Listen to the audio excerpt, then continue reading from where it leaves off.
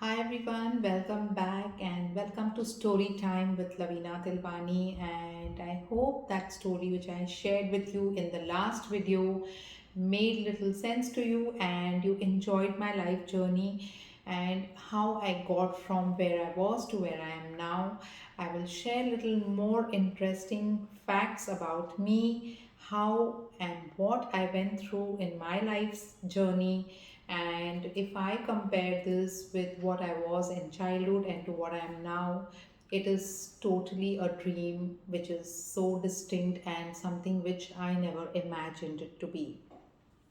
So, coming back to my graduation, and I finished my graduation, tried doing my MA Part 1, finished my MA Part 1, tried to do MA Part 2, but I got engaged and I had to get married at the age of 22, which didn't make sense to me because I didn't know what is marriage.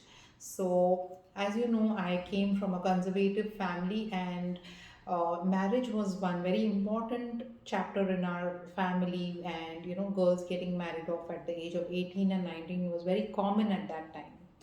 So unfortunately, my the family I got married in was also very similar to my family, very conservative, in fact more conservative, and they never allowed me to even step down, look outside the balcony. I had to cover my head with a chunni, and I had no, I mean, permission to talk to the men of the family. I had no permission to open the door to strangers and talk to them. I had no permission to go down and do the laundry work. And you can imagine what I have gone through. Now, life didn't make sense to me even at that time. I didn't know my potentials. I didn't know what I could do in life with such a conservative outlook of people and the family members. Then I decided that, when I became a little more sensible, I decided that I have to stand by myself. I have to do something for myself. And if I just continue sitting at home and just cook and just do nothing and gossip, that's not Lavina. So I had to really fight for my rights. I had to do something, and my father-in-law would never allow me to go out and work. So that's where I started taking tuitions in the family, and people started liking my teaching, and there were about 30 students, 40 students who just joined my class, and my father-in-law would object to that also. After that, I just tried to gather my guts and started taking more students, and I insisted my father-in-law that I want to go and teach outside, I want to explore something. And slowly he started believing in me, and he himself took me to one school, spoke to the principal there and told him that my daughter-in-law wants to work. And that was a transformation in our family. I mean, people in our entire family were really taken aback that the daughter-in-law of the house is going out and working. So after that, my husband supported me, and he told me that you have to learn everything. You have to learn computers. You have to learn driving. You have to learn to ride your Activa. You have to learn typing. You have to learn everything. So he was the one who supported me, and slowly, the family members started trusting me that yes, she has the potential to do something. But somewhere, always I knew that I had my limits. I can't cross that limit. I can't go. I can't expand myself. But slowly and steadily, when I started earning, I started making more money, and started helping my husband in his business, started going to office, and started learning healing modalities. I started learning tarot. I started learning other courses. Of course, I never practiced so much, but I started learning. I got a job in bigger institutes, management institutes. That's where I realized that I can teach, I can go further in my life.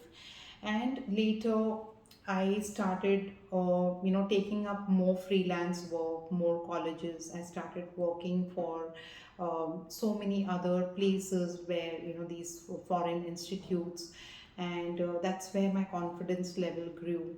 And when around that time, I also was, my husband had opened fitness center.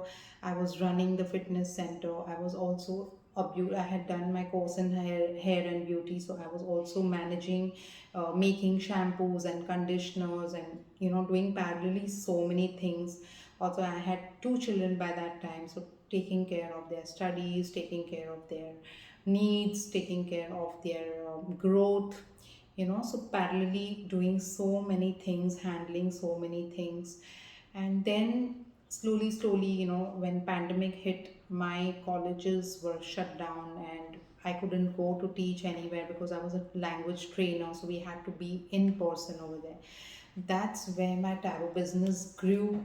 That's where I really shot up. I started teaching courses. Around pandemic time, I taught about 35 batches. I took 35 batches, and I was doing so many readings, and then I got into healing modalities, and then there was no looking back. And that's where this Lavina Tilwani has reached from nowhere to somewhere, and she's right in front of you, who is an established tarot card reader, healer, numerologist, pendulum dowser, spellcaster, and much, much, much more.